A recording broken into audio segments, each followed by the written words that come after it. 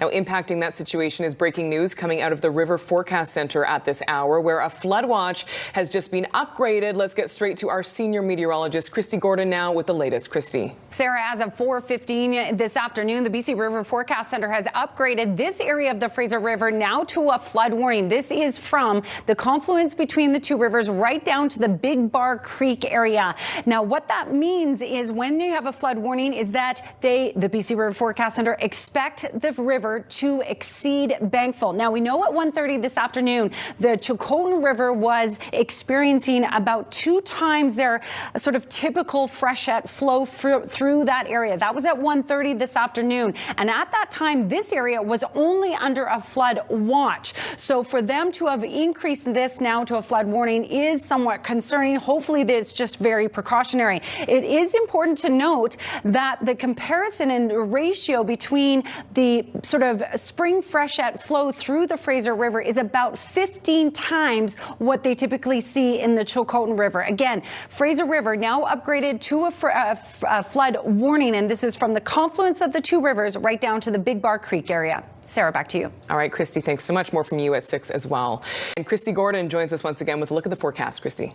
Thanks so much, Sarah. So I just wanted to let everyone know that, again, the southern portion of the Fraser River is still under a flood watch, and anywhere from Hope right out to through the lower mainland under a high stream flow advisory. And they're not expecting the water to sort of reach Hope until sort of into tomorrow. So it is still going to be a number of hours before it makes its way down there. We did have some rainfall in the area, so that's one thing, but it was really minimal and hasn't made a significant impact. If it has, they certainly didn't allude to that in the presser today. Now, we have had, though, a number of thunderstorms yesterday, about 1,200 lightning strikes across the province, about 20 new fires from that, and you can see the lightning strikes out there right now. Thankfully, it is coming with some rain, but these areas here, if you're in and around those regions, remember when thunder roars head indoors, we've got still some lightning strikes as well through the Fraser Canyon region.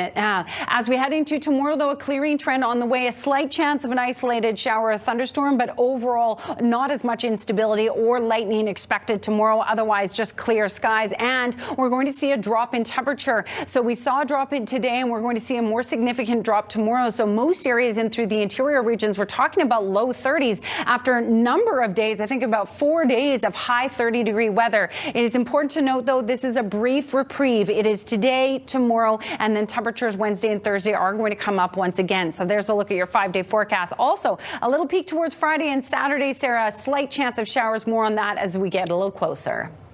Kind of nice to see that chance of rain Friday, Saturday. Thank you so much, Kristi.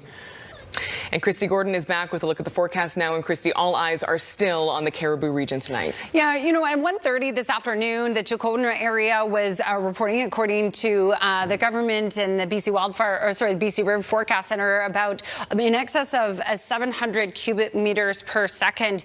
The Fraser River at its sort of peak or estimated freshet flow can get at about 5,000 cubic meters per second. So this is really somewhat concerning that they've increased this to a flood warning as of 4:15 this afternoon. We'll be watching for further updates from that. Again, though, it extends just down to the Big Bar area. We expect that the river level will decrease as we get sort of closer to Lillooet and again towards Hope. And it's not expected to hit Hope until tomorrow afternoon in areas near Hope, either under a flood watch north of Hope and then a high stream flow advisory beyond that. Now, we did have a bit of rainfall in that region today, and I was a bit concerned, but we're really only talking about a couple millimeters of rain that fell today.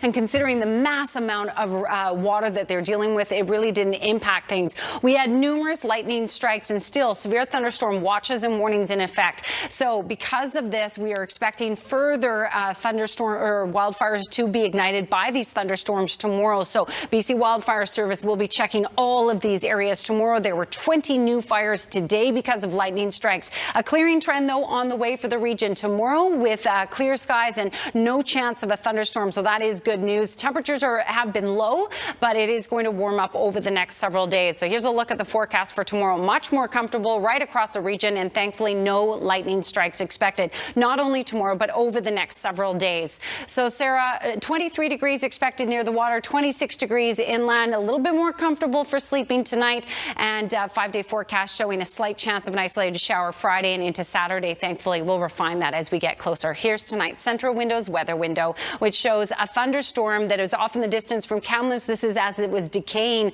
and it really looks spectacular, almost like a flower there. Thanks to Peter for that one. That does look spectacular, and good news there with that rain on Friday and Saturday possibly. Thanks so much, Kristi. We'll see you soon.